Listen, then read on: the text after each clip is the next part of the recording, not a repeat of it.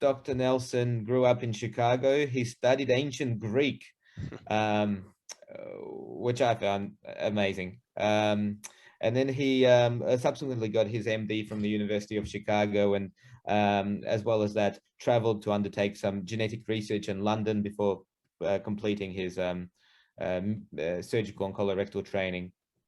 He's been a staff surgeon at the University of Illinois for 33 years, and also a surgeon at the Northern General Hospital in Sheffield University for 9 years. He's been an ASCAR's representative and served in the different facets of the Cochrane Colorectal Cancer Group for 18 years.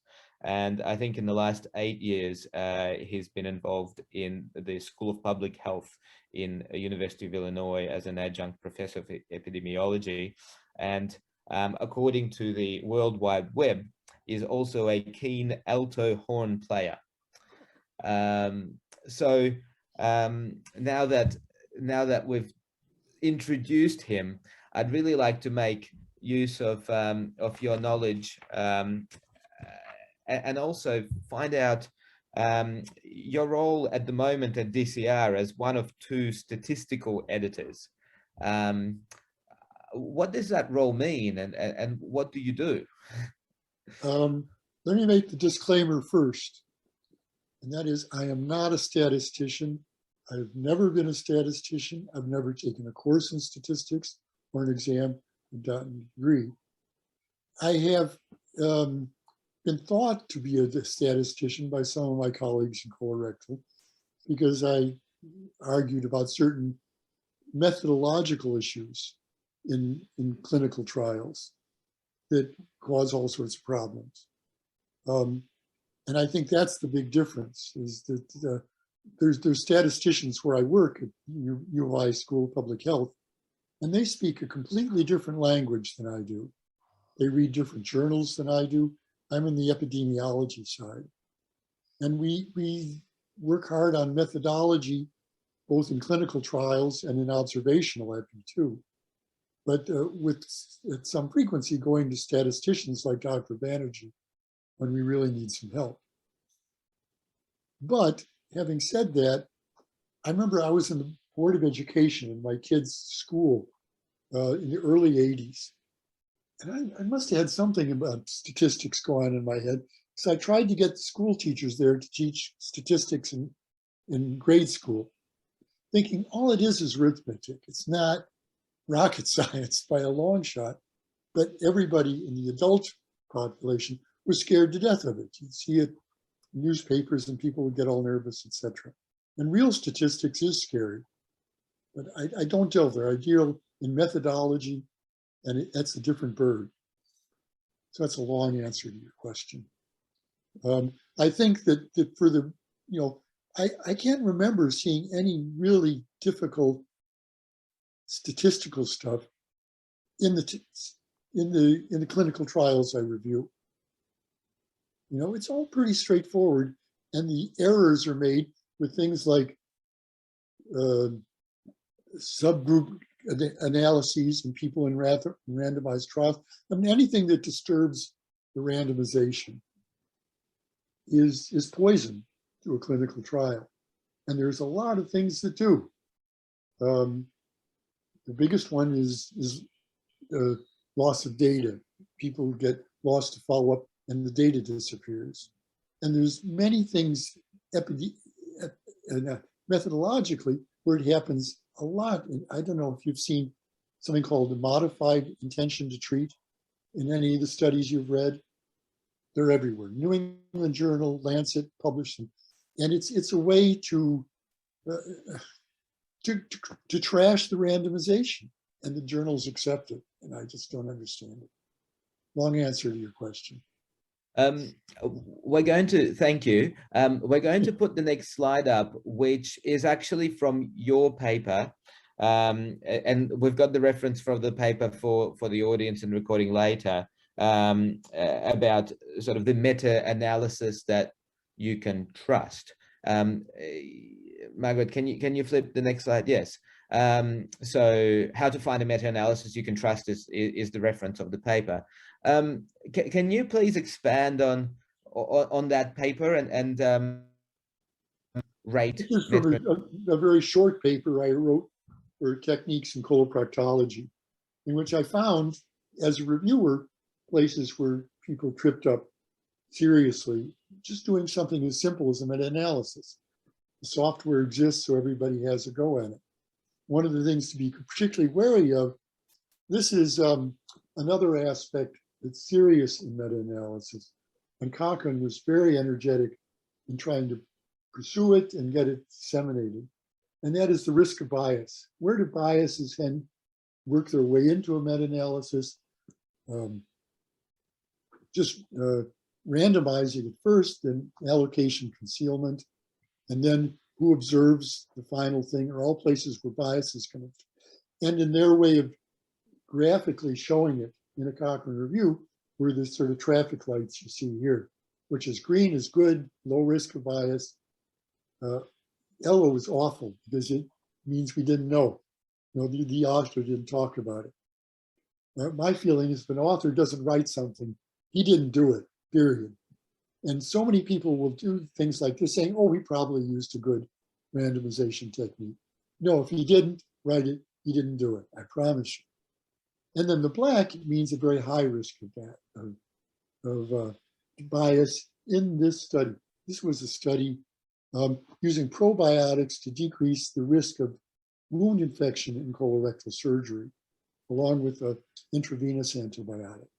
So I took all the studies that this guy included in his meta-analysis, and the next slide shows how I would have graded those studies instead of the way he did. And you see a lot more red because there are things that authors simply didn't describe in their text. And that's methodology, it's not statistics. If they said, if they didn't say anything about blinding, that means it didn't happen. If they didn't say anything about allocation concealment, that means it didn't happen. And these all introduce massive, especially when you start doing something like, well, that's a different story, mixing non-randomized trials with randomized trials in a single meta-analysis. It really sinks the boat.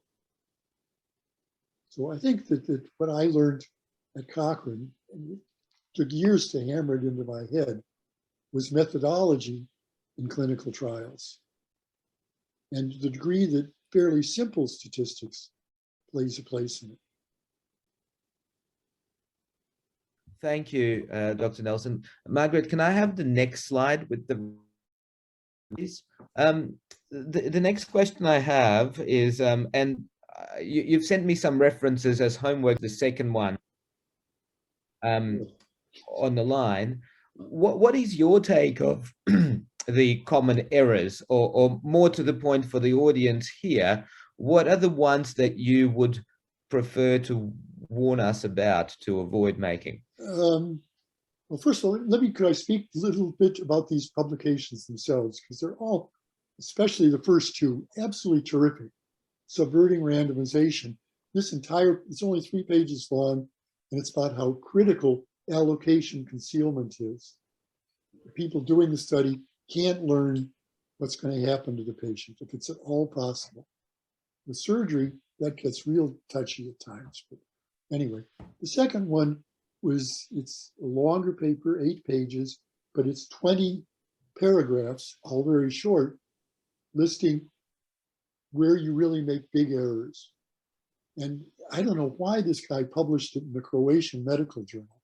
When I saw the CMJ, I thought it was Canadian Medical Journal, until I looked at the name. I hope it's not difficult for people to get it, because this is the best thing I could recommend for anybody that reviews this.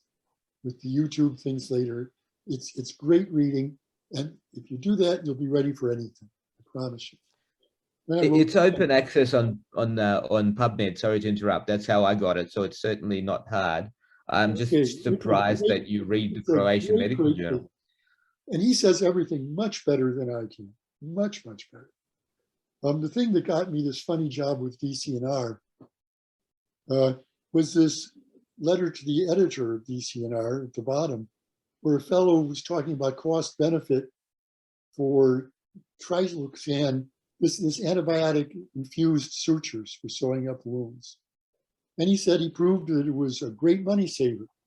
But when you do cost benefit analysis, the first thing you have to look at is benefit. And so when I read this paper, I went to see where he obtained his concept of benefit. And he did 3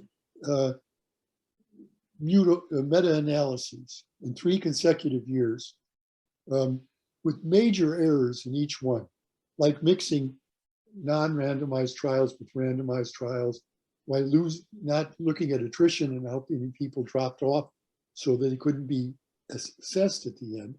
Those are all fatal errors in a meta-analysis, and simple, all summarized in the number 3. How many are there? I should count. All I say is get the paper by Tom Lang and read it. He'll tell you all of them. And I'll try to tell most of them in the one after that. I think breaking a randomization is the biggest. That's the biggest. And it's so easy to do, either by loss of, as they say, dropouts, or bad randomization, or bad concealment. Thank you, Dr. Nelson. And another question I have, you've mentioned about the author doing 3 meta-analyses in consequent years. Now, perhaps from your experience in Cochrane, when would you decide that it's time to repeat a meta-analysis? How does that process work? You know, Cochrane had a policy when I first joined them that every analysis had to be updated every 2 years.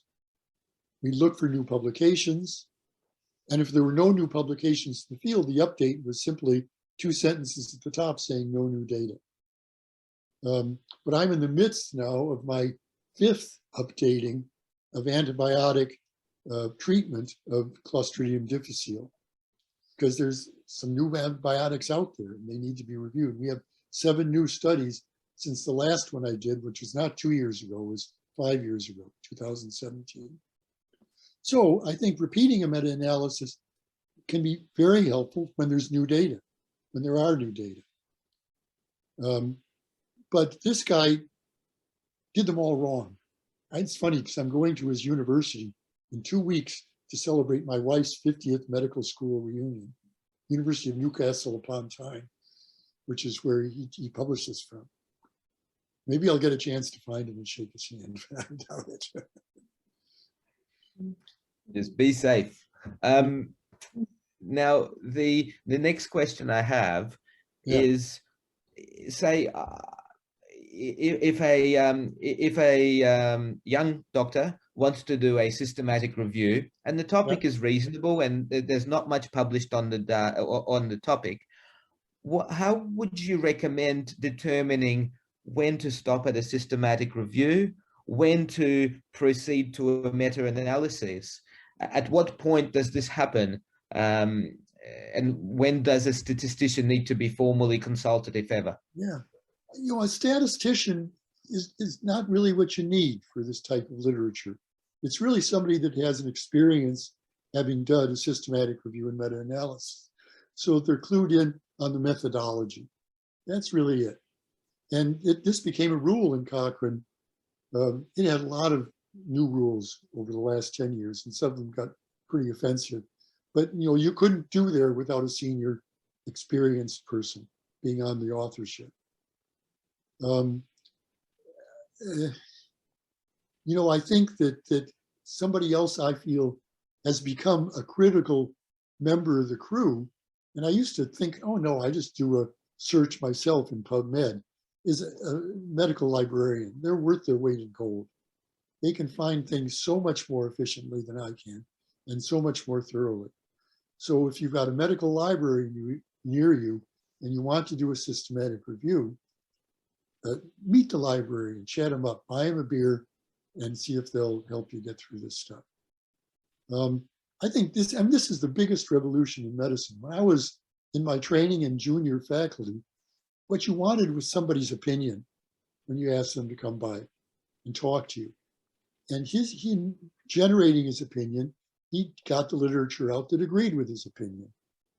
And with the advent of Cochrane, that quagmire burst open to evidence, and evidence that it was objectively obtained which is what systematic review is. Before you have any ideas or any preferences, you do your literature search first. And it's got to be a good search. And then get the data and see what you can do. The first paper you presented today, there's no way you're ever going to do a meta-analysis from that paper. As the author said, it's just too heterogeneous a group. They spread too far. But some heterogeneity is a good thing because it makes it more applicable to the general population. If you have some variation in gender or age or whatever, therapies, then those can actually strengthen a meta-analysis rather than destroy it, that degree of heterogeneity. But the strength of the evidence, the certainty of the evidence is our goal with every meta-analysis, not the quality. Quality is kind of a dead term there. But how safe do you feel that what you've learned in this meta-analysis would be applicable to one of your patients? Thank you. My last question, unless there's anyone else in the audience, is this notion of a network meta-analysis. Oh man. I love them, but they still are a bit over my head. This is one of the few areas where it's okay to mix non-randomized trials with randomized trials, is in a network meta-analysis. And I haven't quite gotten that state. My favorite author in statistics is a guy named Stuart Baker. Write down the name. He's a statistician at NCI. And he writes short little papers that surgeons can read, and they're brilliant. And one of the ones is my favorite paper is, if A is bigger than B and B is bigger than C, does that mean A is bigger than C? You'd all say, of course, right? No, a statistician would say, absolutely not. Statistically, it doesn't work. And that is the essence of network meta-analysis. There's something called transitivity. And I get a lot of meta-analyses networks to review. And if they don't talk a lot about transitivity and how they dealt with it in their paper, and the consistency in the paper too, and that's where the non-randomized trials come in. If they just do the software and don't ever get around to talking about that, then I reject the paper. It's dead in the water. Transitivity and consistency are critical factors in network. But I'm still working my way through it. Well, thank you very much for answering these questions.